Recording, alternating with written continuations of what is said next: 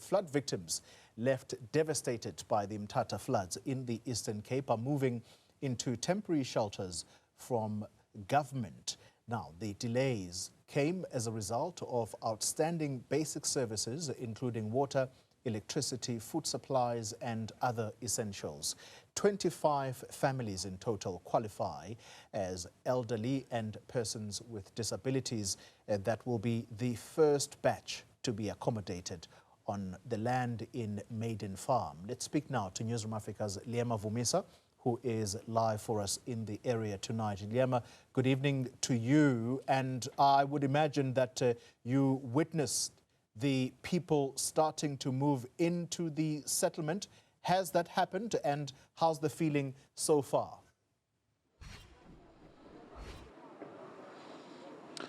Well, good evening to you, Xoli. I can certainly, assure you that there was jubilation amongst all of the faces of those first batch of flood victims that, in fact, did start to, occupy these temporary residential units. We understand that it's 25 families, as you've alluded to. Of course, in one household, then you would imagine that there's about 4 or 5 individuals, and thus accumulating that number to about 90 people in total who have since been, accommodated at these TRUs. Now, we were even speaking to some of those flood victims when they opened the doors to their temporary units for the very first time after 2 months since those devastating floods occurred back in June on the 10th and the 11th.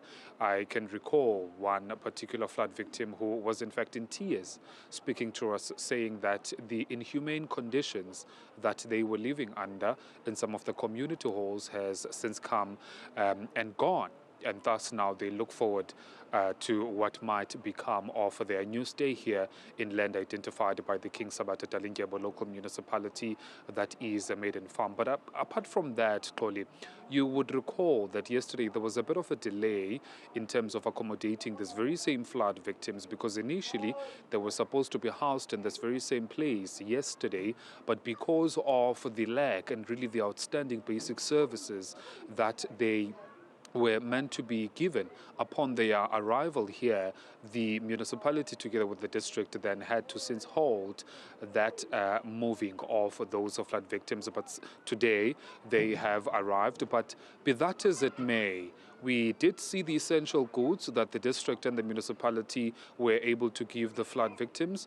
We were able to see some food parcels. We were able to see groceries. We were able to see that there is electricity. But I can assure you that there's still a long way to go, because as I speak right now to you, all of these temporary units are dark inside. The only light that you can be able to spot is the pole light, or the street light, if you will, that has been switched on to give light to the entire area or vicinity here. But certainly these units, they are still dark inside. And we were even told that the bathrooms or the areas where they will have to relieve themselves is also not properly fixed as of yet.